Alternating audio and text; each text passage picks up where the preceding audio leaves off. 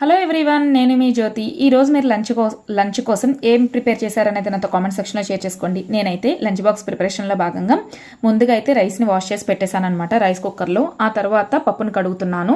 పప్పు టమాటా వండుదాం అనుకుంటున్నాను. అయితే నేనైతే మసూర్ దాల్ వాడుతున్నాను.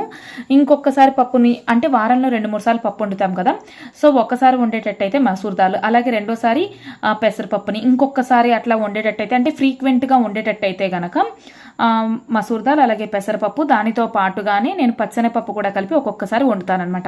ఈసారి అయితే ఒక్క మసూర్ దాల్ మాత్రమే. అందులో కుక్కర్ విజిల్ అయిపోయిన తర్వాత 3 విజిల్స్ అయిన తర్వాత మళ్ళీ పప్పుని తీసి అందులో చింతపండు రసము అలాగే టమాటాలు ఉల్లిపాయలు వేసేసి మళ్ళీ ఒక 10 మినిట్స్ ఉడకనిచ్చిన తర్వాత తాలింపు వేసేసాను. అలాగే ఇంకొక స్టవ్ మీద అయితే నేను రసానికి కూడా ప్రిపేర్ చేసేసుకున్నాను. ఆ తర్వాత ఒడియాలని కూడా వేపేస్తున్నాను అనమాట.